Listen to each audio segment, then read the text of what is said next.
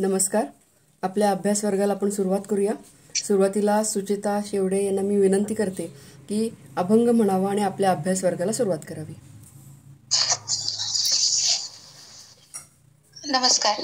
श्रीमद आद्य शंकराचार्य विरचित गुरु अष्टक म्हणण्याचा प्रयत्न करते. शरीरं सुरूपं तथा वा कलत्रं यशश्चारुचित्रं धनं मेरुतुल्यं मनश्चेन्न लग्नं गुरोरङ्घ्रिपद्मे ततः किं ततः किं ततः किं ततः किम् कलत्रं धनं पुत्रपौत्रादि सर्वं गृहं बान्धवाः सर्वमेतद्धिजातम् मनश्चेन्न लग्नं गुरोरङ्घ्रिपद्मे ततः किं ततः किं ततः किं ततः किम् षडङ्गादिवेदो मुखे शास्त्रविद्या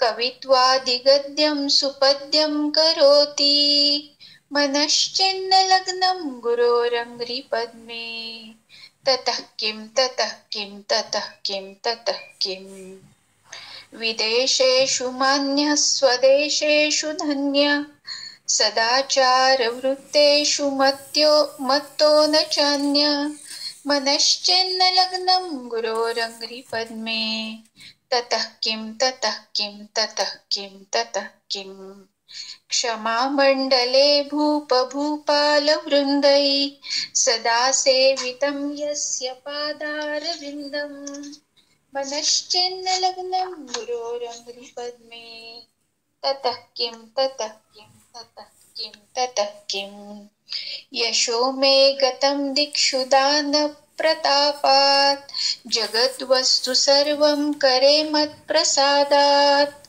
मनश्चेन्न लग्नं गुरोरङ्घ्रिपद्मे ततः किं ततः किं ततः किं ततः किम् न भोगे न योगे न वाप्वाजिराजौ न कान्तामुखे नैव वित्तेषु चित्तम् मनश्चेन्न लग्नं गुरोरङ्घ्रिपद्मे ततः किं ततः किं ततः किं ततः किम् अरण्येन वा स्वस्य गेहेन कार्ये न देहे मनोवर्ततेन्मे त्वनर्घे मनश्चेन्न लग्नं गुरोरङ्घ्रिपद्मे ततः किं ततः किं ततः किं ततः किम् गुरोरष्टकं यः पठेत् पुण्यदेही यतिर्भूपतिर्ब्रह्मचारी च गेही लभेद्वाञ्छितार्थं पदं ब्रह्मसंज्ञं गुरोरुक्तवाक्ये मनो यस्य लग्नम् गुरोरुक्तवाक्ये मनो यस्य लग्नम् गुरोरुक्तवाक्ये मनो यस्य लग्नम्. श्रीकृष्णार्पणमस्तु. छान. मी आता डॉक्टर देशपांडेंना विनंती करते की त्यांनी आपल्या अभ्यास वर्गाला सुरुवात करावी. सर्वांना नमस्कार. ब्रह्मानंदं परमसुखदं केवलं ज्ञानमूर्तिं द्वन्द्वातीतं गगनसदृशं तत्त्वमस्यादिलक्ष्यम् एकं नित्यं विमलअचलं सर्वधी साक्षिभूतं भावातीतं त्रिगुणरहितं सद्गुरुं तं नमामि. गुरुर्ब्रह्मा गुरुर्विष्णू गुरुर्देवो महेश्वरः गुरुः साक्षात् परब्रह्म तस्मै श्री गुरवे नमः. आपण 17वा अध्याय अभ्यास करत आहोत. 17व्या अध्यायाचा श्रद्धा त्रय विभाग योग असं त्याचं नाव आहे आणि ज्ञानेश्वर माऊली त्याला श्रद्धादी निरूपण योग असं म्हणतात. आणि याच्यामध्ये आपण सात्विक राजसी आणि तामसी श्रद्धा यांचा ब्रॉडली अभ्यास करत आहोत. आणि त्याच्यामध्ये मागचे जो 2 श्लोक झालेत, 5वा आणि 6वा श्लोक 17व्या अध्यायातल्या, त्याच्यामध्ये भगवंतांनी सांगितलं की जे दंभ अहंकाराने युक्त असणारे किंवा काम राग आणि बल यांनी युक्त असणारे शरीरामधील भूत समुदायाला तसंच शरीरामध्ये राहणाऱ्या मला कृश करणारे, म्हणजे मला म्हणजे भगवंताला कृश करणारे असे जे मूढ लोक शास्त्र विधी सोडून विधी विरहित भयंकर तपाचरण करतात ते आसुरी गुणसंपन्न लोक आहेत असे तू निश्चितपणे जाण, असे भगवंत सांगतात. आता दंभ म्हणजे काय, दंभाचरण म्हणजे काय याच्याविषयी आपण मागच्या याच्यात हे केलं, उहापोह केलेलं आहे. तुकाराम महाराजांनी म्हटलेलं आहे की दंभे कीर्ती पोट भरे मानी जन, स्वहित कारण नव्हे काही, अंतरती तुझे पाय मजदुरी, धरिता हे थोरी जाणीवेची, असं तुकाराम महाराजांनी म्हटलंय. म्हणजे दंभ जो बाळगतो, अहंता अहंकार आणि हे जे विकार जो मनुष्य मनी बाळगतो त्याच्या जवळ परमेश्वर राहू शकत नाही. किंवा परमेश्वरानेच असतं असं म्हटलेलं आहे की ते की मला म्हणजे त्याच्या शरीरात असलेल्या मनात असलेल्या मला ते दाबून टाकतात त्यांचे दंभ, आणि त्यामुळे त्याचं स्वहित नसतं त्या व्यक्तीचं, पण हे त्याला कळायला रिअलाईज व्हायला वेळ लागतो. आणि तुकाराम महाराज म्हणतात की मला जर असा माझ्यामध्ये दंभ, गर्व, अहंता असं जर तयार झाली तर मग माझ्यापासून मी तुझ्या पायापासून दूर जाईन परमेश्वरा, भगवंता, विठ्ठला, असं तुकाराम महाराज म्हणतात. आणखी एका ठिकाणी तुकाराम महाराज म्हणतात की कोरड्या गोष्टी चटक्या बोल, शिकल्या सांगे नाही ओल, कोण यांचे मना आणि, ऐको कानी नाही कोणी, घरोघरी सांगती ज्ञान, भूस सिणे कांडिती, तुका म्हणे आपुल्या मती, काय रीती पोकळे. म्हणजे कोरड्या गोष्टी चटकन सांगता येतात पण त्याच्याबद्दलचा ओल किंवा जिव्हाळा, त्याचा अनुभव पटकन घेता येत नाही. म्हणजे काही जण घरोघरी ज्ञान सांगतात, वरवरचं ज्ञान सांगतात, पण त्यांचं बोलणं हे आतून किंवा मनापासून असं नसतं आणि त्यामुळे ते या जीवापासून त्या जीवाला पोचत नाही. आणि ते कसं असतं की दाणे काढून टाकलेल्या भुशा काढण्यासारखं ते बोलणं असतं आणि त्याच्यामध्ये दंभ असतो, त्याच्यामध्ये आविर्भाव असतो, अहंता असते की आम्ही हे बोलतो, आम्ही हे करतो, किंवा मला हे ज्ञान आहे, किंवा मी हे अभ्यासतो. कुठलाही अहम हा कधी त्या व्यक्तीला हितकारक नाही असं भगवंतांनी सांगितलेलं आहे. आणि त्याच्यानंतर आता पुढे ते काय सांगतायत की हे आपल्याला प्रॅक्टिकल टिप्स आहेत ॲक्च्युली खरं तर, कारण आपण असं आता संपूर्ण गीतेचा अभ्यास करता करता आपण आता 17व्या अध्यायापर्यंत आलो आहे की बेसिकली मी कसं वागायचं रोजच्या रोज डे टू डे लाईफमध्ये, किंवा काय प्रयत्न करायचा याच्याबद्दल आपण अधूनमधून टिप्स भगवंतांकडनं घेतो आहे. आदर्श काय ते जाणून घेतो आहे, वाईट काय आहे ते पण समजून घेतो आहे, आणि त्याच वेळेला मग आपण कसं वागायचं, आपण काय करायचं हे भगवंत आपल्याला सांगत राहतात सायमल्टेनियसली. त्याच्यामुळे ते समजून घेणं योग्य आहे.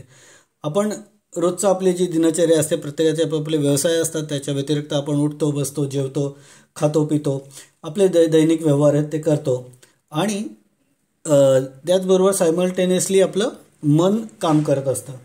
मग या मनावर या दैनिक व्यवहाराचा किंवा आपण जे खातो, जे आपण उपभोग घेतो, खातो, पितो, त्याचा काही परिणाम होतो का, तर तो निश्चितपणे होतो. आणि तो कसा होतो ते भगवंत पुढच्या श्लोकात काही श्लोकांमध्ये सांगतायत. तर 7व्या श्लोकाचं वाचन आणि त्याच्या अनुषंगाने ज्ञानेश्वरीमधील ओव्यांचं वाचन करायची विनंती मी चव्हाण वहिनींना करतो. 7वा श्लोक. नमस्कार. नमस्कार. आहारस्त्वपि सर्वस्य त्रिविधो भवति प्रिय, यज्ञस्तपस्तथा दानं तेषां भेदमिमं शृणु. आणि एकसरे आहारा कैसे नीतिनी मोहरा, जालिया तेही विरा रोकडे दाऊ, तरी जेवणाराची रुची निष्पत्ती की बोनियांची, आणि जेविता तव गुणांची दासी येथ. जो जीव करता भोगता तो गुणास्तव स्वभावता पावोनिया त्रिविधता चेष्टे त्रिधा म्हणून त्रिविधो आहारू यज्ञो हि त्रिप्रकारू तपदान हन व्यापारू त्रिविधाची ते पै आहार लक्षण पाहिले सांगो जे म्हणितले ते ऐक गाभले रूप करू. भगवंत सांगतात आहारस्त्वपि सर्वस्य त्रिविधो भवति प्रियः यज्ञस्तपस्तथा दानं तेषां भेद इमं शृणु. म्हणजे काय की आहारस्त्वपि म्हणजे आहारः तू अपि, आहारः म्हणजे आहार खाणं, तू म्हणजे आणि, अपि म्हणजे सुद्धा, सर्वस्य म्हणजे सर्वांना, त्रिविधः त्रिविधो म्हणजे त्रिविधः म्हणजे तीन प्रकारचा, त्रि म्हणजे तीन, त्रिविधो तीन प्रकारचा, भवती प्रियः म्हणजे प्रिय होतो म्हणजे आवडतो, प्रियः भवती म्हणजे आवडतो. त्याच्यानंतर यज्ञ तपस तथा दानम, यज्ञ हा म्हणजे यज्ञ, तप हा म्हणजे तप आणि तथा म्हणजे तसेच दानम म्हणजे दान, तेषाम भेदम इमम शृणु, तेषाम म्हणजे त्यांचे, भेदम म्हणजे भेद, इमम म्हणजे हे, शृणु म्हणजे ऐक. म्हणजे भगवंत काय सांगतायत अर्जुनाला म्हणजे आपल्या सगळ्यांनाच की सर्वांना भोजन हे सगळ्यांनाच प्रिय असते, प्रश्नच नाही. तो सगळ्यांचा आणि वैविध्य त्याच्यात असतं आणि भोजन हे सर्वांना प्रिय असतं, पण तीन प्रकारचं भोजन सर्वांना प्रिय असतं असं भगवंत म्हणतात. आणि त्याचबरोबर भगवंत याच श्लोकामध्ये काय म्हणतात की तसंच यज्ञ जे केला जातो, तप जे केलं जातं आणि दान जे दिलं जातं यामध्येही काही भेद आहेत आणि ते भेद तू माझ्याकडनं ऐक. आता याच्यात तीन प्रकारचे काय आहेत हे ते आपल्याला माहिती आहे. आपण जसं भक्तीचं बघितलं, जसं आपण याचं बघितलं की श्रद्धेचं बघितलं की सात्विक श्रद्धा आहे, राजसी श्रद्धा आहे, तामसी श्रद्धा आहे, तसंच भोजनाचा सुद्धा सात्विक आहे, राजसिक आहे आणि तामसिक असे तिन्ही प्रकारचे भोजनाचे प्रकार दिसून येतात. आणि त्याचबरोबर यज्ञ जो केला जातो किंवा जात असे त्याच्याबद्दलही भगवंत सांगतात की त्याच्यातसुद्धा तीन प्रकार जाणवतात की यज्ञसुद्धा सात्विक असतो, राजसिक असतो आणि तामसिक यज्ञसुद्धा असतो. तप केलं जातं, तप करणं हे चांगलंच, ते भगवंतापर्यंत पोचण्यासाठीचंच एक क्रिया आहे, प्रक्रिया आहे, पण ती सुद्धा सात्विक, राजसिक आणि तामसिक असू शकते असं भगवंत सांगतात. दान हे आपल्याला माहितीच आहे, काही दिखाव्यासाठी, काही मनापासून, काही अजिबात या हाताचं त्या हाताला न कळू देता असे सर्व प्रकारचे दान धर्म घडलेला आपण बघतो समाजामध्ये, वर्तमानपत्रामध्ये, आपल्या आजूबाजूला सगळीकडेच.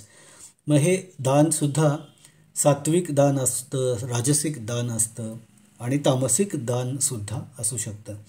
तर हे या सगळ्यांविषयी एलॉबरेशनमध्ये, डिटेल्समध्ये भगवंत आता पुढच्या अनेक श्लोकांमध्ये आपल्याला सांगणार आहेत. तर सुरुवात झाली आहे ती भोजनापासून. तर भोजन कशा प्रकारचं असायला पाहिजे किंवा भोजन या भोजनावर तीन प्रकारचा प्रभाव पडतो हे भगवंत सांगतात. आणि त्याबद्दल सांगायचं म्हणजे एक ब्रॉडली आपण जर बघितलं तर जनरली आहार कसा असायला पाहिजे, सात्विक आहार असायला पाहिजे असं आपण म्हणतो. पण आहार सगळेजण सात्विकच ग्रहण करतात असं नाही. तर त्या आहाराविषयी पुढच्या श्लोकामध्ये भगवंत आपल्याला सांगतायत की सात्विक लोकांना प्रिय आहार हा कसा असतो किंवा आहारामध्ये सात्विकता आणण्यासाठी किंवा आहाराची ही जी प्रक्रिया आहे बनवण्याची आणि ग्रहण करण्याची, याबद्दल याच्यावर सात्विकतेचा प्रभाव कसा पडू शकतो त्याबद्दल जो श्लोक आहे तो पुढच्या श्लोकात भगवंतांनी सांगितलं आहे. त्याआधी ज्ञानेश्वर माऊलींनी आत्ताच्या या 7व्या श्लोकाविषयी काय म्हटले ते आपण पाहूया. माऊली काय म्हणतात की की आहाराचे 3 प्रकार आहेत. आणि एक सरे आहारा कैसेने 3 मोहरा झालिया तेही वीरा रोकडे दाऊ. अर्जुना 3 प्रकारचे आहार आहेत ते तुला सांगतो. तर जेवणाऱ्याच्या इच्छेप्रमाणे, टेस्टप्रमाणे, आवडीप्रमाणे अन्न तयार केलं जातं आणि या जगात जेवणारा 3 गुणांचा गुलाम झालेला असतो. आपण बघतो की आपण एखाद्या समजा उपहारगृहात हॉटेलमध्ये गेलो आणि आपण बघतो आपण 50-100 लोक तिथं आहेत.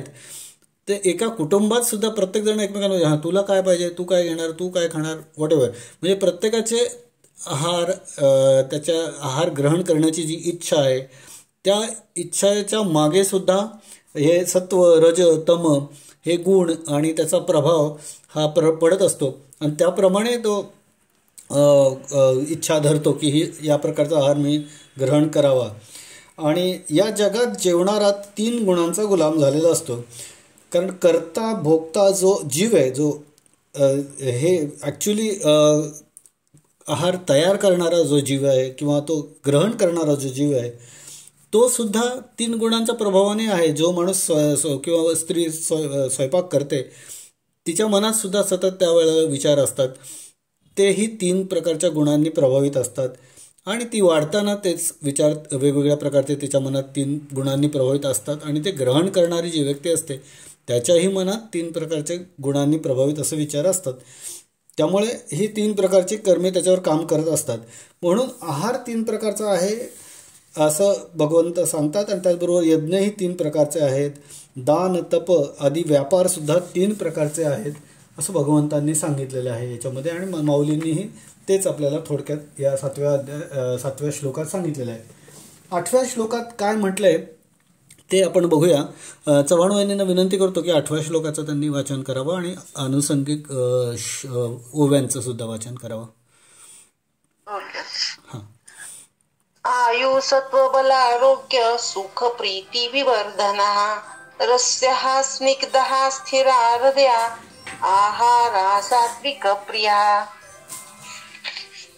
तरी सत्वगुणाकडे जे दैवा भोगता पडे ते माधुरी रसी वाढे मेचूतया. आगेची द्रव्ये सुरसे जे आगेची पदार्थ गोडसे आगेची स्नेहे बहु असे सुपक्वे जिये. आकारे नवती डगळे स्पर्शे अति मवाळे जिभे लागी स्नेहाळे स्वादे जिये. रसे गाढी वरी ढिली द्रव भावे आथिली ठाये ठाओ सांडिली अग्नी तापे. आगे साने परिणामे थोरू जैसे गुरुमुखीचे अक्षरू तैशी अल्पी जिही अपारू तृप्ती राहे. आणि मुखी जैसी गोडे तैसीची ही ते आतुलेकडे तिये अन्नी प्रीती वाढे सात्विकांसी. एवं गुण लक्षण सात्विक भुज्य जाण आयुष्याचे त्राण नीच नवे हे. येणे सात्विक रसे जव देही मेहो वरिषे तव आयुष्य नदी उससे देहाची दिहा.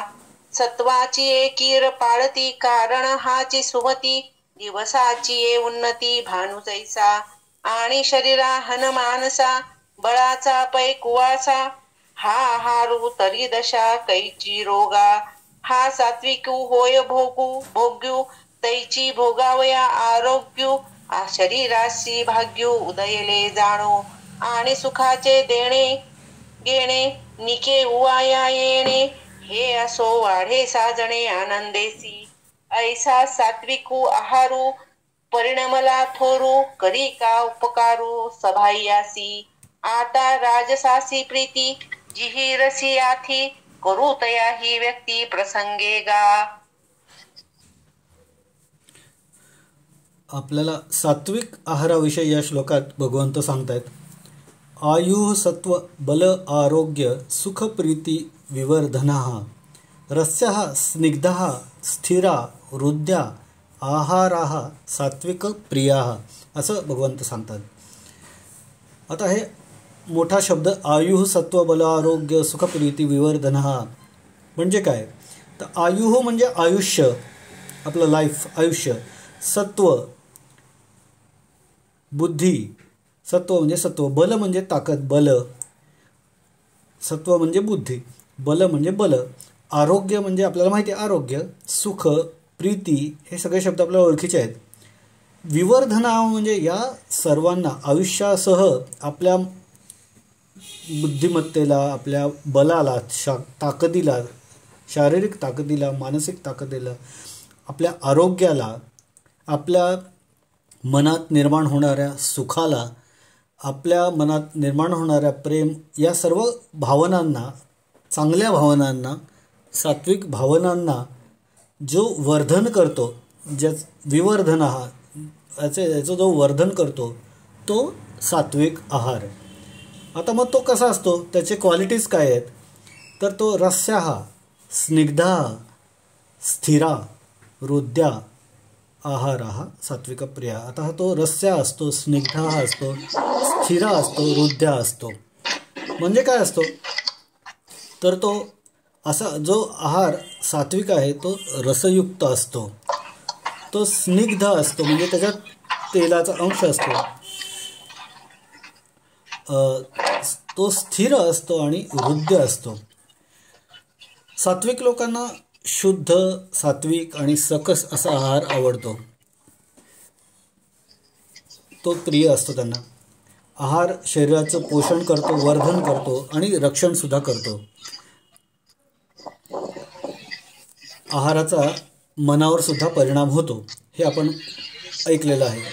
ज्या आहारामुळे आयुष्य वाढतं, बुद्धी चांगली होते, बल चांगलं होतं, आरोग्य चांगलं होतं आणि प्रीतीवर्धन होतं, असा आहार माणसांनी घ्यावा असं भगवंत सांगतात.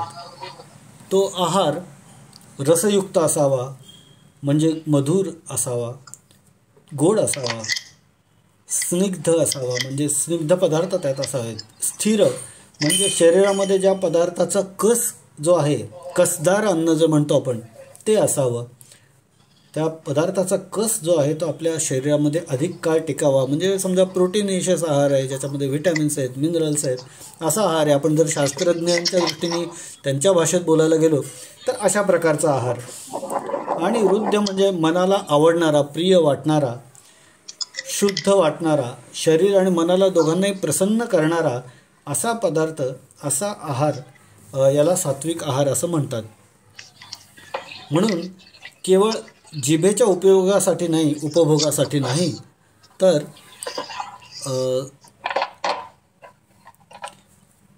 आपल्या शरीराला, मनाला आणि आपल्या इम्युनिटीला, आपल्या ताकदीला, बळाला, कोणाचा माईक चालू आहे का?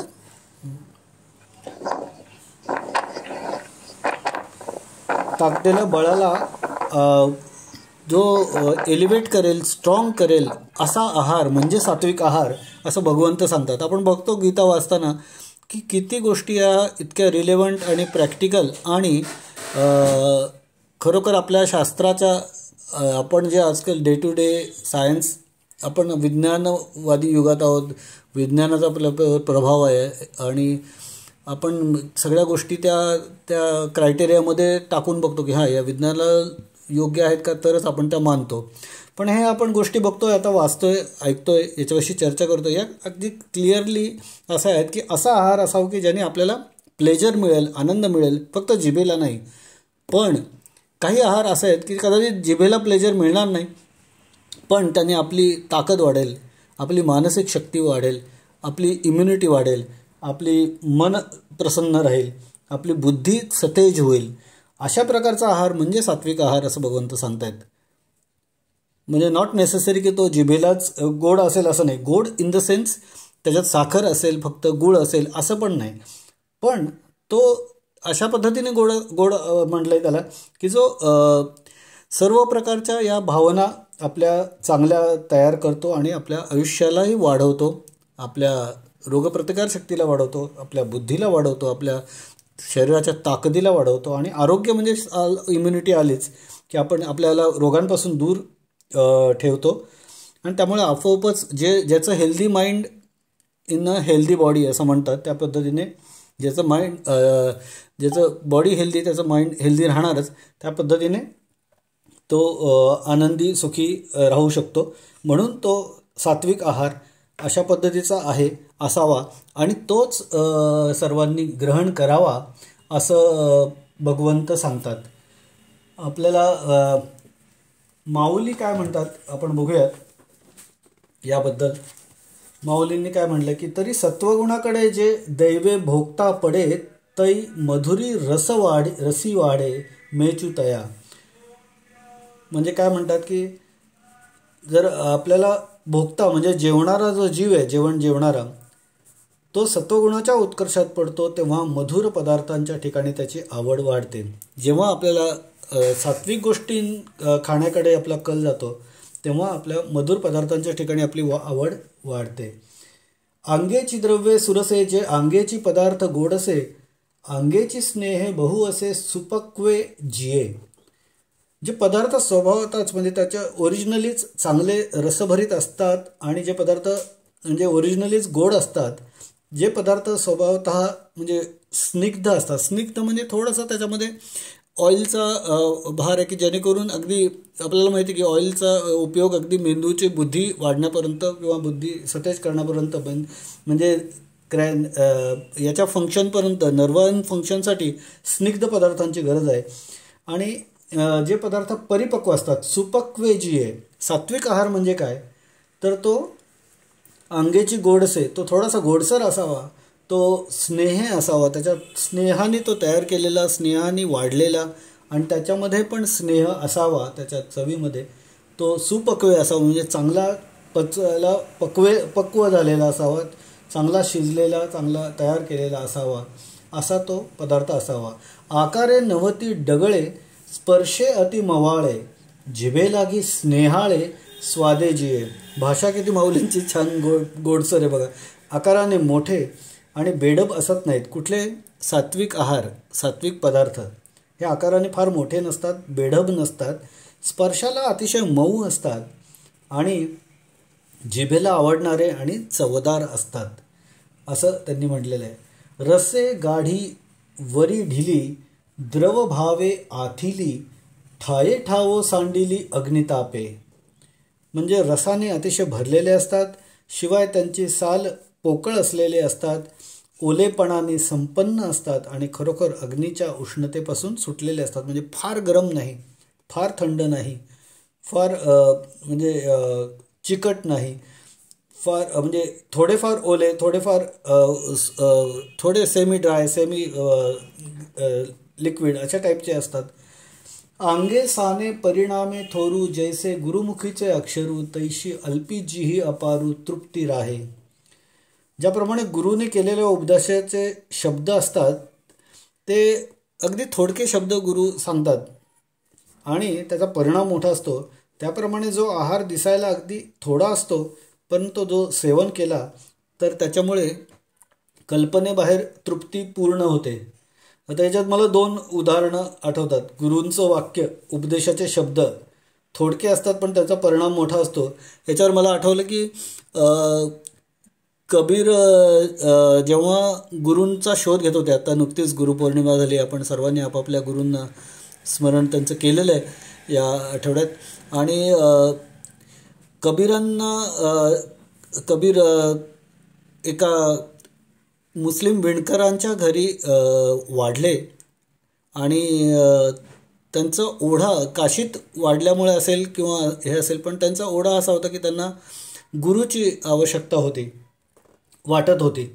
आणि एका जुल्हाये कुटुंबात म्हणजे विणकर मुस्लिम कुटुंबात ते असल्यामुळे एकतर गुरु करणं ही त्या घरातली परंपरा नव्हती आणि त्यात पुन्हा थोडंसं जाती याच्यामुळे थोडंसं लहान हलक्या याच्यात त्या काळात मानले जाणारे असल्यामुळे त्यांना गुरुपर्यंत पोचणं फार अवघड होतं.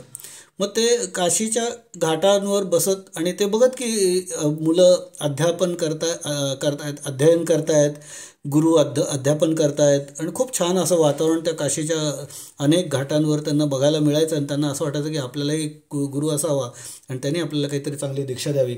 आणि मग ते गुरूंच्या शोधात होते आणि ते जेव्हा रामानंद यांना ते गुरु करण्यासाठी मागे लागले, स्वामी रामानंद यांना, आणि त्यांना सुद्धा गुरूंना त्या जे आहे ते सुरुवातीला यांचं कदाचित रूप असेल, त्यांचं पार्श्वभूमी असेल कौटुंबिक किंवा काय असेल, त्यामुळे त्यांच्या मनाची तयारी नव्हती.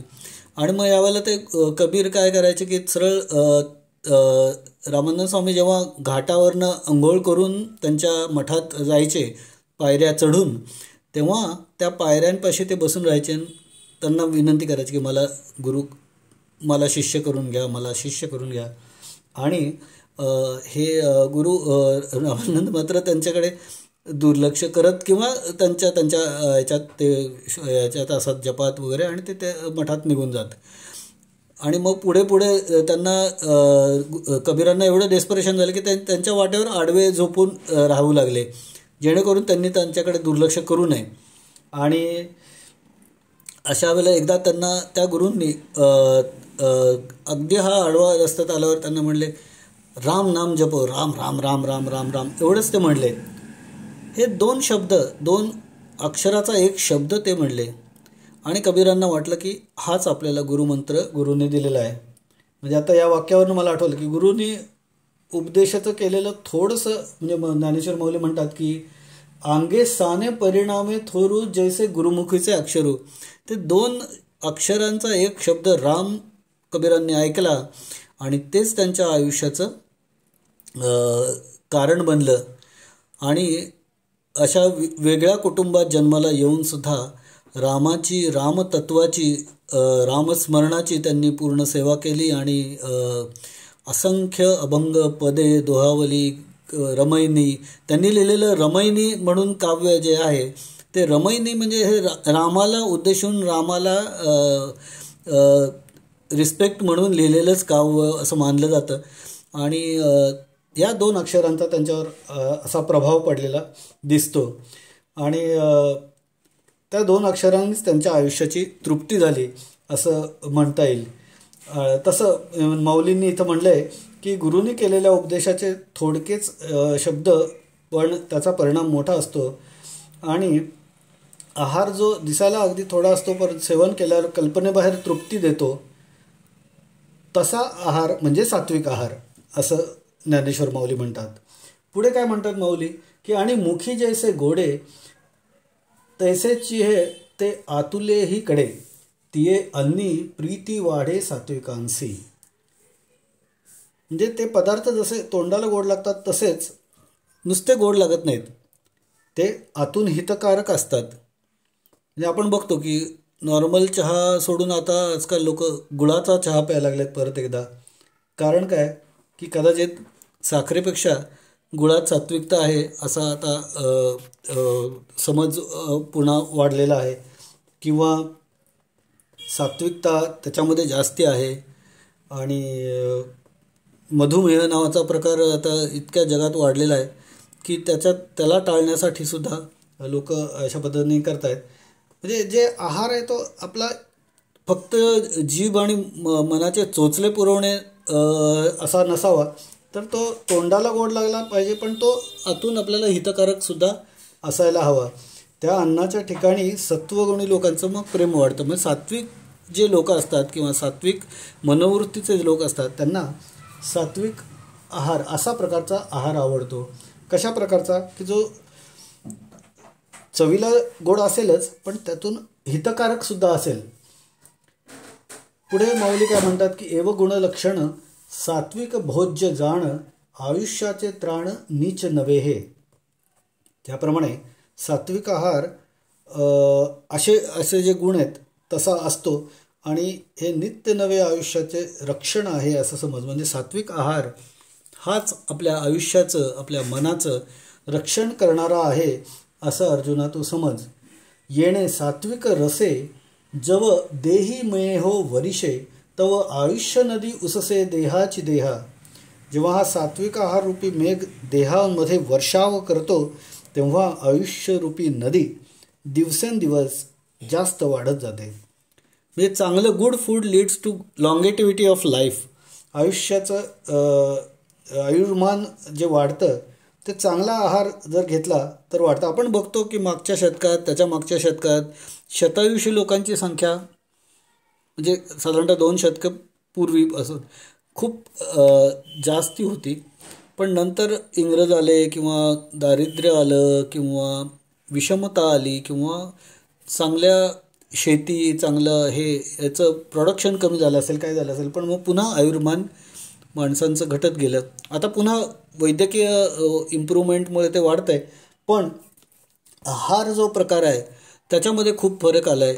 आपण आजकाल इतके आता सेन्सिटिव्ह झालो की सेंद्रिय हा शब्द आपल्याला एखाद्या जादूच्या कांडीसारखा वाटतो, की सेंद्रिय असेल तरच आपण टिकू हा विचार. आणि तो खरा आहे की केमिकल्स आणि त्याचा प्रभाव आणि कॅन्सरचे प्रमाण वाढलेलं आहे किंवा या गोष्टी आहेत, या आपण बघतो.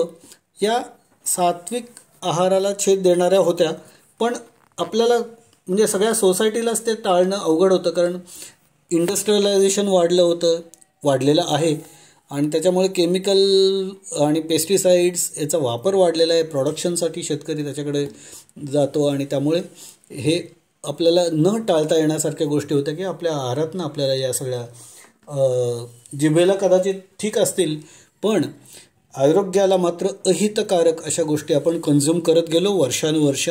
त्यामुळे कॅन्सर किंवा इतर या गोष्टींचं प्रमाण वाढलेलं आहे. पण जर आपण कीन राहिलो, खूप काळजी घेतली आणि आपण सात्विक आहार मिळवायचा आणि खायचा प्रयत्न केला, तर माऊली म्हणतात की सात्विक आहाराचा ढग जो आहे तो आपल्या देहामध्ये वर्षाव करतो, म्हणजे पाऊस पाडतो. त्यामुळे देहातली जी आयुष्यरूपी नदी आहे, म्हणजे माऊलींच्या कल्पना देण्याच्या वेगळ्याच हे आहेत, म्हणजे स्टाईल वेगळी आहे की आयुष्यरूपी जी नदी आहे ती दिवसेंदिवस वाढत जाते, तिचा भराव वाढत जातो, म्हणजे आयुष्यवान वाढतं, आयुर्मान वाढतं असं भगवंत सांगतात, असं माऊली म्हणतात. त्याच्यानंतर पुढे माऊली म्हणतात की सत्वाची कीर पाळती कारण हाची सुमती दिवसाची उन्नती भानू जैसा. म्हणजे बुद्धिवंत अर्जुना, ज्याप्रमाणे दिवसाची वाढ करायला सूर्य कारणीभूत असतो, त्याप्रमाणे सत्वगुणाचं पोषण करायला आहार कारणीभूत असतो. त्यामुळे आहार सत्वगुणाने परिपूर्ण असायला हवा. पुढे काय म्हणतात माऊली, आणि शरीरा हन मानसा बळाचा पै कुवासा हा आहारू तरी दशा कैची रोगा. शरीराला आणि मनाला बळ देणारा, ताकद देणारा असा हा आहार जर असेल तर मग रोगांना त्या शरीरामध्ये किंवा मनामध्ये जागाच येणार नाही. कारण आपल्याला माहिती आहे की 60% डिझिजेस आर सायकोसोमॅटिक, म्हणजे शारीरिक आजारही खूप असतात, जवळपास 60% असतात. म्हणजे आणि त्यामुळे साऊंड माइंड साऊंड बॉडी हा विचार फार मानला जातो की मनही सशक्त आणि हेल्दी पाहिजे, आरोग्यवान पाहिजे, आणि शरीरही हेल्दी आणि आरोग्य पाहिजे. त्यासाठी काय गरजेचं आहे, तर बेसिकली सगळ्यात महत्त्वाचा फॅक्टर आहे आपला आहार. तर तो आहार जर असा सात्विक असेल तर मग तिथं रोगांना कुठे स्थान राहील, असं ज्ञानेश्वर माऊलींनी याच्यात भगवंतांच्या भाषेतून म्हटलेलं आहे. हा सात्विक होय भोग्यू तै भोगावया आरोग्यू शरीरासी भाग्यू उदयले जाणो. हा सात्विक आहार जेव्हा आपण ग्रहण करतोय तेव्हा आरोग्य लाभतं आपल्याला आणि त्यामुळे शरीराचं भाग्यच उदयाला येतं असं माऊली म्हणतात. शरीराशी भाग्य उदयाला जाणं, जर आपण सात्विक आहार घेतला तर आपलं आरोग्य चांगलं राहणार आहे, आणि आपलं आरोग्य चांगलं राहिलं तर आपलं भाग्यच आहे असं माऊली म्हणतात. आणि सुखाचे घेणे देणे निके उवाया येणे हे असो वाढे साजणे आनंदेसी. आणि हा सात्विक आहाराने सुखाच्या देवाणघेवाणीचे व्यवहार भरभराटीला येतात असं माऊली म्हणतात. आणि आनंदाशी सख्य त्याचं वाढतं. म्हणजे जे सात्विक आहार केला तर त्या खाल्ला, ग्रहण केला, तयार केला, वाढला तर त्यांनी सुखाची देवाणघेवाण होते आणि त्याच्यातनं आनंदाशी आणि सौख्याशीच सख्य निर्माण होतं असं माऊली म्हणतात. ऐसा सात्विकू आहारू परिणमला थोरू करी हा उपकारू सबाह्यासी. म्हणजे आता हे जे सांगितलं त्याच्याप्रमाणे सात्विक आहार चांगला परिणत झाला, चांगला परिणत मानवला तर मनाला आणि शरीराला त्याचा मोठा उपयोग होतो असं माऊली सांगतात. आणि आता राजसासी प्रीती जी ही रसी आथी करू तयाही व्यक्ती प्रसंगी गा, म्हणजे ते म्हणतात की आता पुढचं मी राजसिक आहाराविषयी सांगणार आहे. तर आता हे सात्विक आहाराचं अशा पद्धतीने माऊलींनी फार सुंदर सुंदर शब्दात वर्णन केलेलं आहे. आपल्यालाही याच्यातनं अंदाज येतो. आणि हा आपला अगदी प्रॅक्टिकल, अगदी हा गूढ गहन विषय नाही, म्हणजे असं फिलॉसॉफिकल गहन विषय नाही, पण याच्यामध्ये थोडेसे भावना आणि भगवंत प्रीती ही जर जोडली तर नक्कीच सात्विक आहार हा सात्विक होऊ शकेल. आपण जो आहार घेतो, ग्रहण करतो, तो कसा असायला पाहिजे की त्याच्यामध्ये हिंसा नसायला हवी. हिंसा नको, क्रौर्य नको, कुणाचं तरी दुःख नको. म्हणजे एखाद्या गोष्टीला दुःख देऊन त्याच्यातनं आपण जर सुख ग्रहण करणार असू तर ते सुख आपल्याला लाभणार नाही. म्हणजे आपल्याला मनालाही नाही लाभणार आणि शरीरालाही लाभणार नाही. म्हणून सात्विक आहार या कॅटेगरीत येत नाही. जो हिंसेने तयार होतो तो सात्विक आहार नाही. जो क्रौर्याने दुःख निर्मित आहार आहे तो सात्विक आहार होऊ शकत नाही. स्लॉटर हाऊस कोणी आपल्यातले बघितलं असेल नसेल, पण त्याचं दृश्य समजा डोळ्यासमोर आणलं, कत्तलखाना. आता आमचा व्यवसाय असा होता की आम्हाला शिकण्यासाठी तिथं जावं लागायचं आणि तसं वेदनादायी दृश्य असायचं की अगदी आपल्यासारखे सजीव प्राणी, आपल्यासारखे श्वास घेणारे, आपल्यासारखेच हालचाल करणारे, चालणारे, आपण बोलतो ते हंबरणारे असे प्राणी काही क्षणात त्यांची वेळ आली, त्यांच्या रांगेतला नंबर लागला की त्यांच्या मानेवर सुरी पडणार आणि त्यांचा एक प्रकारे कत्तल असते, कत्तलखानाच होतात. आणि मग त्या पुन्हा त्याचे ऑर्गन्स डिफरंट होऊन ते विकले जाणार आणि लोक ते ग्रहण करणार. हे कल्पनाच करायला खूप भयंकर आहे. काही आपल्या ज्या समाजातल्या काही रूढी आहेत, तिथं काही सण असे आहेत की तिथं हे आनंदाने हे केलं जातं. आणि बहुतेक बऱ्याचशा दोन्ही धर्मामध्ये, बऱ्याच धर्मांमध्ये पण हे केलं जातं. पण ते सात्विकतेकडे न झुकणार आहे आणि ते कधीच मनाला आणि शरीरालाही आनंद देणारं असू शकत नाही. ज्या अन्नामध्ये दुःख आहे, हिंसा आहे, कुठल्या तरी प्राण्याची निराशा आहे, अगतिकता आहे, मृत्यूची भीती, मृत्यू समोर डोळ्यावर दिसताना ॲड्रेनलिन सिक्रेट होतं आणि काही केमिकल्ससुद्धा शरीरात, हार्मोन्स पण असे सिक्रेट होतात की जे त्या मांसाला ॲक्च्युली इल ट्रीट करतात. त्यामुळे अशा अगतिक, निराश, दुःखी आणि वेदनेने तयार झालेल्या अन्नाचं जर आपण सेवन केलं तर त्या भावना आपल्या पण शरीरात जातात.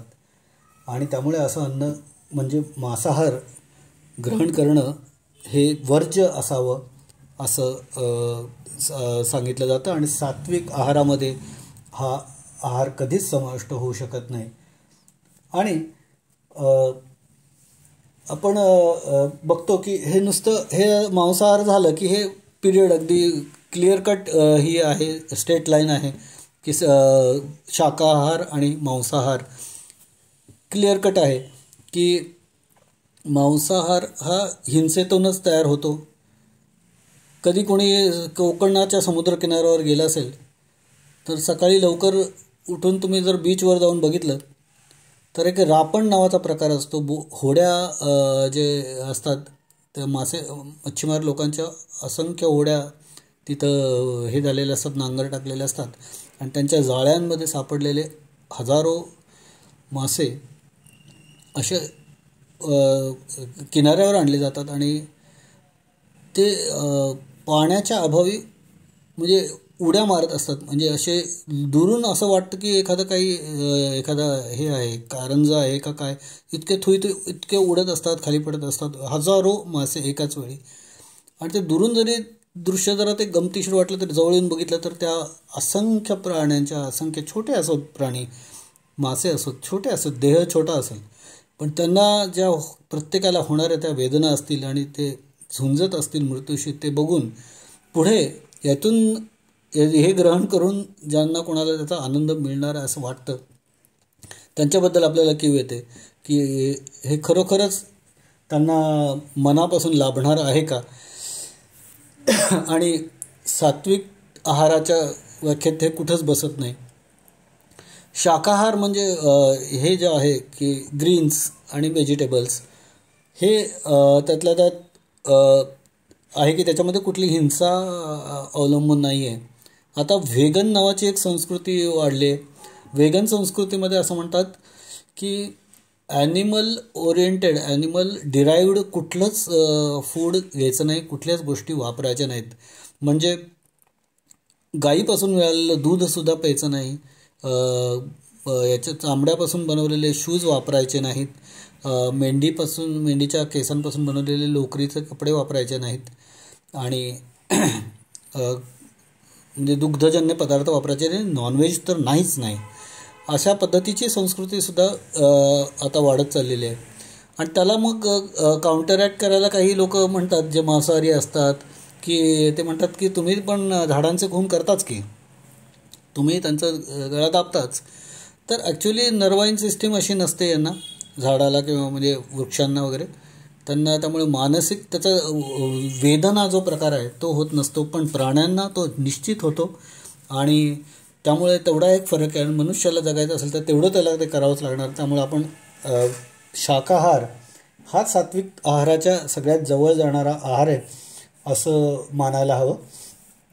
आणि ज्यांना अगदी शक्य आहे त्यांनी तो वेगन संस्कृती पण अवलंबायला हरकत नाही, पण ते खूप चॅलेंजिंग असं आहे. आणि हे अगदी रोखठोक झालं, पण आपण जेव्हा भगवद्गीतेत हे वाचतो तेव्हा आपल्याला जाणवतं की याच्यात कुठंतरी सात्विक हा शब्दाला महत्त्व जास्त आहे. म्हणजे जेवण बनवताना जी व्यक्ती जेवण बनवते त्या व्यक्तीच्या मनातल्या भावभावनासुद्धा त्या जेवणामध्ये उतरतात. त्यामुळे त्या व्यक्तीच्या मनात जर सत्वगुण असतील तर ते त्या जेवणामध्ये उतरतील आणि जेवण सात्विक बनेल. पण त्या व्यक्तीच्या मनात टेन्शन असेल, चिंता असेल, दुःख असेल, एखाद्याविषयी राग असेल तर त्या भावनासुद्धा त्या जेवणामध्ये उतरतात. आपण बघतो की आपल्याला सत्यनारायणाचा प्रसाद जेव्हा आपण बनवतो की तेव्हा तो एकदम सुंदर होतो. त्याच्यातला तो शिरा, त्याच्यातली चव एक वेगळी युनिक असते. आणि एरवी पण आपण कधीतरी असं कॅज्युअली शिरा बनवतो, पण त्या दिवशी ती चव येत नाही जी सत्यनारायणाच्या प्रसादाच्या दिवशी आपण त्या शिराची चव घेतो. ती प्रमाण सारखं असतं, साखरेचं प्रमाण सारखं असतं, त्या सगळ्या रव्याचं सगळ्याच गोष्टीचं प्रमाण सारखं असतं, पण तरीसुद्धा हा शिरा आणि तो शिरा याच्यात थोडासा फरक असतो. करणारी व्यक्तीसुद्धा कधी कधी सेमच असते, तीच असते, तरीसुद्धा हा फरक असतो. तो शिरा प्रसादासारखा होत नाही. याचं कारण काय तर जेव्हा आपण सत्यनारायणाच्या पूजेसाठी प्रसाद बनवतो तेव्हा तो प्रसाद हा भगवंताच्या स्मरण करत आपण बनवत असतो. त्यामुळे त्या सात्विक भावना, त्या चांगल्या भावना, गुड थॉट्स त्या आहारामध्ये येतात. आणि त्यामुळे आपण त्या ग्रहण करताना, तो प्रसाद ग्रहण करताना आपल्याला वेगळीच त्याची चव सात्विक अतिउत्तम अशी लागते. मग आपण काय करायला पाहिजे? भगवंत सांगतात की सात्विक आहार घ्या. सात्विक आहार घ्या म्हणजे काय करा तर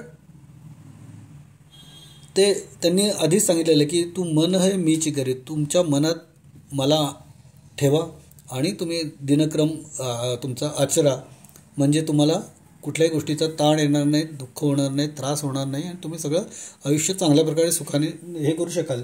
तर जेवणसुद्धा बनवताना भगवंताचं स्मरण करत जर जेवण बनवलं, स्वयंपाक केला, तयार केला तर ते रोजचं जेवणसुद्धा प्रसादासारखं होईल आणि त्याला तीच चव येईल जी चव प्रसादासाठी खास आपण जेव्हा स्वयंपाक करतो त्यासाठी, सोहळ्यातला स्वयंपाक असो काय असो, त्यासाठी जी चव येईल तशीच चव त्या स्वयंपाकाला सुद्धा येऊ शकते.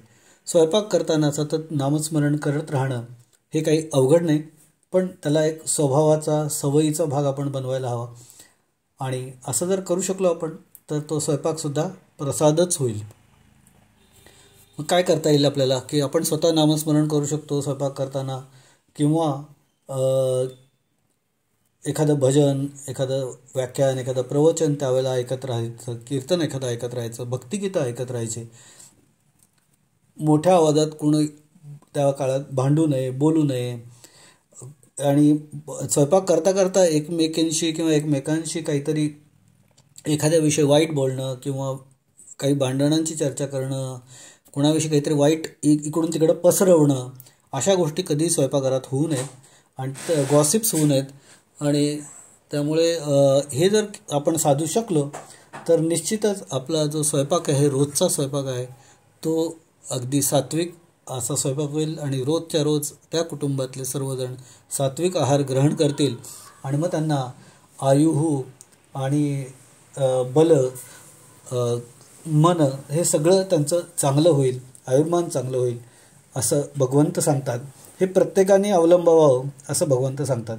आपण बघतो की गोंदवलेला जर आपण गेलो, आपण तर दुपारचा प्रसाद जो आपण घेतो किंवा संध्याकाळ, तर तो हजारो लोक येतात, पण तो कधी प्रसाद कमी पडल्याचं आपण कधी ऐकत नाही, कधी कमी पडतच नाही. सज्जनगडचा असेल, सज्जनगडवर सुद्धा प्रसाद असतो, कधी कमी पडत नाही. अमृतसरचं सुवर्ण मंदिर असो, नांदेडचं हे असो, तर तिथं लंगर असतात, हजारो लोक एका वेळेला प्रसाद ग्रहण करतात, तो प्रसाद कधी कमी पडत नाही. मागच्या आठवड्यात मला श्री महाराजांचे गुरु माऊली तुकामाईंच्या हिंगोली जिल्ह्यातल्या ठिकाणी जाण्याचं, तिथल्या मठाला जाण्याचा योग आला आणि खूप आनंद झाला. तिथंसुद्धा हे प्रसाद रोज दिला जातो आणि ते तिथले पुजारी सांगत होते की आम्हाला कधीच तो कधी कमी पडला नाही. अतिशय एक सात्विक भाव या सगळ्या परिसरात आपण असलेला दिसतो. गोंदवल्याचं ठिकाण असो, सज्जनगड असो किंवा हे अशी कुठली ठिकाणं आहेत, तिथं जो भाव आहे तो भाव आपल्या स्वयंपाकघरात, आपल्या किचनमध्ये आपण आणू शकतो का? तर आपण निश्चित आणू शकतो. फक्त थोडंसं आपल्याला त्याच्यात थोडंसं स्लाइटली चेंज करावं लागेल. आणि यासाठी काय करावं लागेल की आपण हे जेवण जे जेवतो ते रामाचा प्रसाद म्हणून जर आपण मानला तर तो कधी कमी पडणार नाही आणि तो कायम सात्विक भाव आपल्या मनात उत्पन्न करेल. घरच्या जेवणाला सुद्धा आपण रामाचा प्रसाद मानला तर ते पुरेल, जेवण कधीच कमी पडणार नाही, ते रुचेल, ते आवडेल, ते भावेल आणि ते पचेलसुद्धा. त्यासाठी रामाचा प्रसाद म्हणून आपण आपले रोजचं जेवण ग्रहण करावं. आपल्याला माहिती असेल श्री महाराजांच्या वहिनी होत्या, लक्ष्मी वहिनी म्हणून, तर त्या बालविधवा होत्या आणि त्या काही वर्षांनंतर गोंदवलेल्या आल्यावर त्यांना महाराजांनी सोवळे करून घेतलं आणि स्वयंपाकघराची जबाबदारी त्यांच्याकडे दिलेली आहे गोंदवल्याच्या. आणि त्या स्वयंपाकघराची जबाबदारी इतक्या उत्तमपणे पार पाडायच्या की तो स्वयंपाक आता कधी कमी भक्त, कधी जास्त भक्त, कधी संख्या जास्ती, कधी पौर्णिमेला संख्या जास्ती, कधी असं वेगवेगळ्या याच्यात असायचं. पण त्या केवळ स्वयंपाकघरातून फिरल्या, त्यांची नजर त्या स्वयंपाकघरातून फिरली, सात्विक नजर, तरी तो स्वयंपाक पुरायचा, तो कधीच कमी पडायचा नाही. श्री महाराजसुद्धा स्वयंपाकघरात नजर टाकून जात असत आणि स्वयंपाक पुरत असे, तो कधीच कमी पडला नाही, आजही तो कमी पडत नाही. कारण महाराजांच्या भावनांचं, विचारांचं अस्तित्व त्या सगळ्या भागात वावरत असतं. हेच भाग्य आपण जेव्हा आपण नामस्मरण करतो, आपण सर्वांना आपण रोजच्या आपल्या कुवतीप्रमाणे आपण आपल्या पूजा अर्चा किंवा हे करतो, अर्चना करतो किंवा आपण हे करतो, तेव्हा जेव्हा आपण या गोष्टींना प्राधान्य जर दिलं आणि हे भगवंताचा प्रसाद म्हणून मी हे जेवण ग्रहण करणार आहे, भगवंताचं काम म्हणून मी माझं रोजचं काम करणार आहे, असं म्हणून जर मी प्रत्येक काम केलं आणि जेवण ग्रहण केलं तर नक्कीच तो कामही चांगलं होणार आहे, जेवणही चांगलं होणार आहे आणि त्या जेवणाचं पचनही चांगलं होणार आहे. अशी काही घटना सांगतात की गोंदवलेला मुक्ताबाई नावाच्या होत्या, त्यांच्याकडे स्वयंपाकाची जबाबदारी असायची आणि पूर्वी काय असायचं की मीठ असं पांढरं नसायचं, खडे मीठ वगैरे असायचं.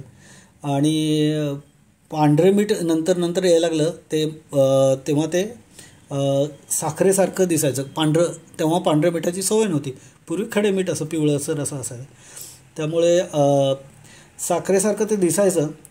आणि एकदा मुक्ताबाईंना ज्या गोंदवलेच्या आश्रमात ज्या होत्या त्यांना दूध तापवायची जबाबदारी त्यांच्याकडे होती. आणि ते दूध तापवायला घेतलं मोठ्या प्रमाणावर. आणि नकळत त्यांच्याकडनं साखरेऐवजी त्या दुधामध्ये मीठ घातलं गेलं. आता दुधात मीठ घातलं गेल्यावर त्या बावरल्या, घाबरल्या. त्यांना वाटलं की एवढं आता प्रचंड दूध वाया जाणार, भक्तांना आपण काय देणार, या सगळ्यांनी त्या खूप नर्वस झाल्या. आणि त्यांनी जाऊन ही गोष्ट महाराजांच्या कानावर घातली की महाराजांना सांगितलं की असं असं झालेलं आहे, माझ्या हातून ही चूक झालेली आहे.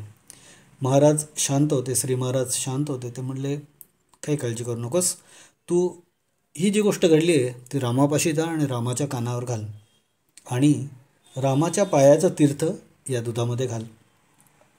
त्या मुक्ताबाईंनी तसंच केलं. रामापुढे जाऊन आपलं कन्फेशन केलं की असं असं माझ्या हातून झालेलं आहे आणि रामाच्या पायाचं तीर्थ त्या दुधात घातलं आणि ते दूध नासलं नाही. आता याच्यामध्ये हा जो भावनेचा भाग, प्रचंड आस्थेचा भाग आहे, तो खूप महत्त्वाचा आहे. आणि हा अगदी वरवर ज्याची श्रद्धा आहे त्याला तो कदाचित पटणार नाही, योग्य वाटणार नाही. पण जो याच्यात पूर्ण इन्व्हॉल्व झालेला आहे त्याला नक्कीच या गोष्टीचा अनुभव येईल.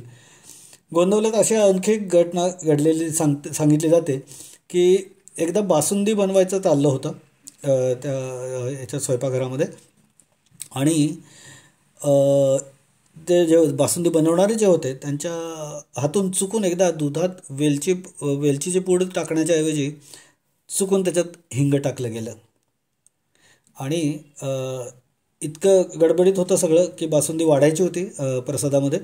आणि महाराज म्हणले आपण महाराजांकडे पुन्हा हे जे तयार करणार होते ते लोक गेले आणि ते म्हणले महाराज असं झालं, आमच्याकडनं चूक झाली. तर ते म्हणले काही नाही, तुम्ही वाढायला घ्या, पानं वाढायला घ्या. आणि त्यांनी बासुंदी वाढली. बासुंदी अजिबात खराब झाली नाही. आणि गंमत म्हणजे ते ज्याच्यात ती बासुंदी बनवली होती त्या भांड्याच्या अगदी तळाशी कोपऱ्यात हिंगाची एक गोळी अशी छोटीशी बनून जाऊन बसली होती. ती पूड म्हणजे हिंगाची पूड. त्यांनी कुठल्याही पद्धतीने त्या दुधाला किंवा त्या बासुंदीला खराब केलं नाही. हा एक म्हणजे स्ट्रॉंग अशा आस्थेचा भाग आहे आणि तो सगळ्यांनी त्यावेळेला अनुभवला. ब्रह्मानंद महाराज जे होते महाराजांचे हे शिष्य, त्यांनी आणि इतर सर्वांनी पेढे वळायला बसले होते गोंदवल्यामध्ये. आणि पातेल्यामध्ये पेढे वळायचे आणि ते दुसऱ्या पातेल्यात ठेवायचे, असं ते प्रोसिजर असायची. प्रत्येक पेढा वळताना नामस्मरण करतच प्रत्येकजण पेढा वळत असे. पण ही आस्थेची जी आहे इंटेन्सिटी म्हणजे म्हणजे गहनता ती प्रत्येकाची कमी जास्त असते. भक्तीच्या लेवल्स प्रत्येकाच्या वेगवेगळ्या असतात, वयानुसार असतात, थिंकिंगनुसार असतात, त्याच्यात इन्व्हॉल्वमेंटनुसार असतात. तशा पद्धतीने मगाशी आपण मागे सुरुवातीला याच्या म्हणलं अध्यायाच्या की सात्विक, राजसिक, तामसिक श्रद्धा असतात, त्याप्रमाणे श्रद्धेच्या लेवल असतात. तर ब्रह्मानंदांची ही श्रद्धेची पातळी इतकी उच्च होती की ब्रह्मानंद महाराज जेव्हा पेढे वळत तेव्हा त्यांनी वळलेल्या पेढ्यांवर श्रीराम ही अक्षरं उमटलेली दिसली. इतरांच्या पेढेही चांगलेच झाले, त्यांचेही पेढे छान झाले, पण यांच्या पेढ्यांवर श्रीराम अशी अक्षरं दिसली. हा एक आस्थेने, सात्विक आहारातनं, सात्विक विचारातनं अन्न बनवण्याच्या भागातला एक प्रकार दिसून आला. गोंदवल्यातलीच अजून एक घटना आहे की एक व्यक्ती होता की त्याला कायम इरिटेबल बाउल सिंड्रोमसारखं पोट दुखत राहायचं, त्याला खूप त्रास होत होता. अन्न अजिबात जात नसे. तो दिवसेंदिवस अन्न खाणं त्यांनी ग्रहण करणं कमी केलं. खूप त्याला त्रास होत होता. बरेच औषध पाणी झालं, त्याच्यावर काही प्रभाव झाला नाही, काही नाही. आणि त्याला कोणीतरी सांगितलं की गोंदवल्याला जा, तिथं महाराज तुला बरं करतील. किंवा काहीतरी सल्ला देतील. नक्कीच श्री महाराज तुला सल्ला देतील. आणि तो गोंदवलेला आला आणि त्यावेळेला प्रसादाचीच वेळ झाली होती. तर महाराजाने त्यांनी सांगितलं असं असं आहे. तर महाराज म्हणले ठीक आहे, काय हरकत नाही, पण आता प्रसादाची वेळ झाली आहे, आरती झाली आहे, प्रसादाची वेळ झाली आहे, तर तुम्ही आपला प्रसाद घ्यायला बसा. तर तो म्हटला महाराज मला शक्य नाही, मला इतके प्रचंड पोटदुखी होते, कोलिक होतं की मी जवळपास अन्न ग्रहण करणंच कमी केलेलं आहे, त्यामुळे माझं शारीरिक शक्ती पण नष्ट झालेली जवळपास. तर श्री महाराज म्हणले की नाही हरकत नाही, तुम्ही रामाचं नाव घ्या, नामस्मरण करत करत प्रसाद ग्रहण करा. आणि गंमत म्हणजे त्यांनी तो प्रसाद ग्रहण केला, त्यांना तो काही दुखलं नाही, दुखणं त्यांचं कायमचं पळालं. आणि प्रत्येक अन्नग्रहणाच्या वेळी, अन्न तयार करण्याच्या वेळी नामस्मरण हा त्यांचा एक दैनिक क्रियेचा भाग बनला. तर हे सात्विक आहार आणि त्याचं महत्त्व हे भगवंतांनी आपल्याला सांगितलेलं आहे. आणि सायन्ससुद्धा आजचं आपल्याला तेच सांगतं की आहार शुद्धी फार महत्त्वाची आहे. इवन विनोबा भावे किंवा गांधी किंवा असे जे ही लोक होती जे सर्व प्रकारच्या समाजात वावरायचे, त्यांनीसुद्धा वेळोवेळी आहारशुद्धीचं हे केलेलं आहे की पाठराखण केलेली आहे. की ते विनोबा भावेसुद्धा म्हणतात की मनाने हिंदुस्थानामधले अनेक लोक आहेत की ज्यांनी मांसाहार सोडलेला आहे. अनेक लोक अजून मांसाहारी आहेत, पण जे मांसाहार सोडलेलं आहे, मांसाहार करतात, ते सुद्धा त्यांच्यामध्ये एक प्रकारची गिल्ट असते, एक प्रकारचं त्यांना या मांसाहार करण्यात उणेपणा जाणवतो. ते अमुक वारी ते खात नाहीत, अमुक महिन्यात मार्गशीर्ष आला, श्रावण आला, आम्ही खात नाही वगैरे असं म्हणतात. त्याचा अर्थच असा आहे की त्यांच्या मनात कुठेतरी एक गिल्ट असते आणि त्यांना माहिती असतं की हे जे आपण करतो आहे ते कदाचित चुकीचं आहे आणि ते आपल्या फक्त तामसी आणि राजसी वृत्तीला पोषण करायला म्हणून आपण ते ग्रहण करतो आहे. प्रत्यक्षात आपल्या शरीराला ते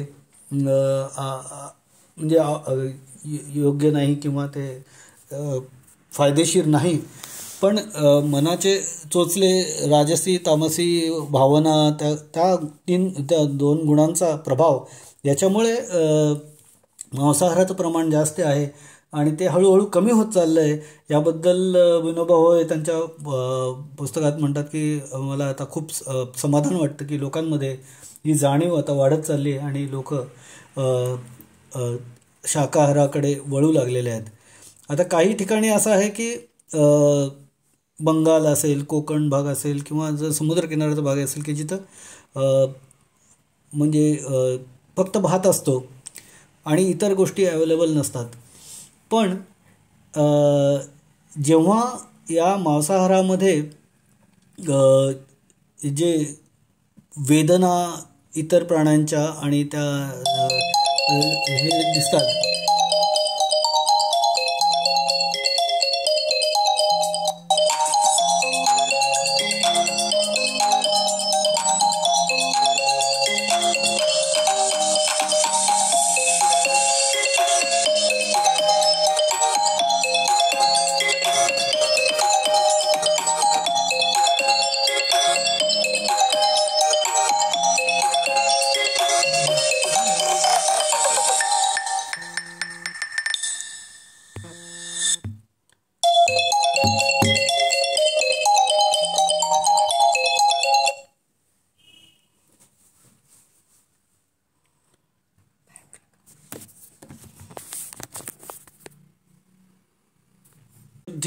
होणं हे भारताच्या विकासाच्या दृष्टीने गरजेचं आहे. अर्थात त्यांनी ते वक्तव्य केले तेव्हा 27 साली 28 साली आणि त्यांनी म्हणलेलं आहे की अंधश्रद्धा आणि मांसाहाराची सुद्धा अंधश्रद्धा कमी व्हावी आणि कृष्णाने जे आपल्याला अर्जुनाला आणि आपल्याला सगळ्यांना सांगितलेलं आहे गीतेतून, त्या पद्धतीने आहारशुद्धीने चित्तशुद्धी व्हावी, शरीराला बळ मिळावं, समाजसेवा नीट करता यावी, चित्तात संतोष व्हावा, समाजात संतोष व्हावा, यासाठी आहारशुद्धी करायला पाहिजे. आणि त्याचबरोबर आपल्या यज्ञ दान तपक्रियासुद्धा शुद्ध व्हायला हव्यात आणि त्यासाठी ही आपली सात्विक आहाराची प्रक्रिया आपल्याला नक्कीच फायदेशीर राहील असं विनोबा भावे सुद्धा त्यांना त्यांच्या याच्यात सांगतात. आणि ते म्हणतात की व्यक्ती चैतन्यवाद कमी व्हावा आणि व्यक्तीतला चांगलं सच्चैतन्य जर निर्माण करायचं असेल तर त्यासाठी सात्विक आहाराखेरीज कुठलीही हे नाही, पर्याय नाही, असं विनोबा भावे सुद्धा म्हणतात. तर आज आपण या सात्विक आहाराविषयी आणि सात्विक आहार कुणाला प्रिय आहे आणि त्याचा काय फायदा होतो याबद्दल भगवंतांनी काय सांगितलं ते बघितलं. त्याच्यामध्ये आपण बघितलं की आयुष्य, बुद्धी, बळ आणि आरोग्य, सुख यांचं प्रीती यांचं वर्धन करणारा जो आहार आहे, जो रसयुक्त आहार आहे, जो स्निग्धयुक्त आहार आहे, जो स्थिर आहार आहे, जो लॉंग टर्ममध्ये आपल्या शरीराला फायदेशीर होतो तो आहार आहे, तो हृदय आहार आहे, तो आपल्याला प्रिय आहार आहे. असा आहार जो आहे तो सात्विक आहार आहे आणि तो आहार सात्विक लोकांना प्रिय असतो. आणि आपली कायम ध्येय हे सात्विक होण्याकडे असायला हवं. त्यामुळे आपण सात्विक आहार घेण्याकडे आपला कल करावा, आपल्या घराचा, आपल्या कुटुंबाचा, आपल्या मित्रांचा, समाजाचा, असं भगवंत याच्यातून सांगतात. आता याच्या पुढचा जो राजसी आहार आहे त्याच्याविषयी पुढील श्लोकामध्ये आपण अभ्यासणार आहोत. ते आपण पुढील भागात पुढील आठवड्यात पाहू. आज मी इथंच थांबतो. सर्वांना नमस्कार. मी आरती म्हणते. हां. ओम जय भगवत गीते, जय भगवत गीते. हरि हिय कमल विहारिणी, हरि हिय कमल विहारिणी, सुंदर सुपुनीते. ओम जय भगवत गीते, कर्म सुमर्म प्रकाशिनी, कामासक्ति हरा, तत्वज्ञान विकाशिनी, तत्वज्ञान विकाशिनी, या ब्रह्मपरा. ओम जय भगवत गीते, निश्चल भक्ति विधायिनी, निर्मल मलहारी, शरण रहस्य प्रदायिनी, शरण रहस्य प्रदायिनी, सब विधि सुखकारी. ओम जय भगवत गीते, राग द्वेष विदारिणी, तारिणी मोद सदा, भव भयहारिणी तारिणी, भव भयहारिणी तारिणी, परमानंद प्रदा. ओम जय भगवत गीते, आसुर भाव विनाशिनी, नाशिनी तमरजनी, दैवी सद्गुणदायिनी, दैवी सद्गुणदायिनी, हरिरसिका सजनी. ओम जय भगवत गीते, समता त्याग सिखावनी, हरिमुख की बानी, सकल शास्त्र की स्वामिनी, सकल शास्त्र की स्वामिनी, श्रुतियों की रानी. ओम जय भगवत गीते, दया सुधा बरसावनी, मातु कृपा कीजय, हरिपद प्रेम दान कर, हरिपद प्रेम दान कर, अपनो कर लीजय. ओम जय भगवत गीते, ओम जय भगवत गीते, ओम जय भगवत गीते. श्री कृष्णार्पणमस्तु. छान. मी आता विद्याधर भाऊ देशपांडे यांना विनंती करते की त्यांनी पसायदान म्हणावे. ऐकू येते ना? हो हो येते. हॅलो. हा येते. आता विश्वात्मके देवे, येणे वाग्यज्ञे तोषावे, तोषोनी मज द्यावे, पसाय दान हे. जे खळांची व्यंकटी सांडो, तया सत्कर्मी रती वाढो, भूता परस्परे पडो, मैत्र जीवांचे, दुरितांचे तिमिर जाओ, विश्व स्वधर्म सूर्ये पाहो, जो जे वांछील तो ते लाहो प्राणी जात. वर्षत सकळ मंगळी ईश्वर निष्ठांची मांदियाळी. अनवरत भूमंडळी भेट तू भूतान.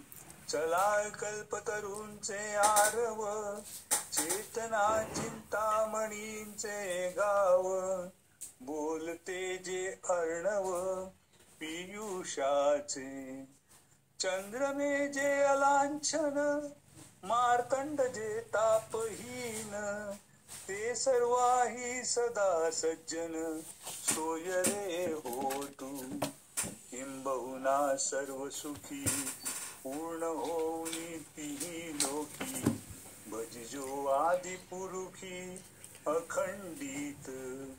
आणि ग्रंथोपजीविये विशेषी लोकीये. दृष्टादृश्य विजये ओवावेजी. येथ म्हणे श्री विश्वेश्वराओ हा होईल दान पसाओ. येणे वरे ज्ञान देवो सुखिया झालाय सुखिया झालाय सुखिया झालाय.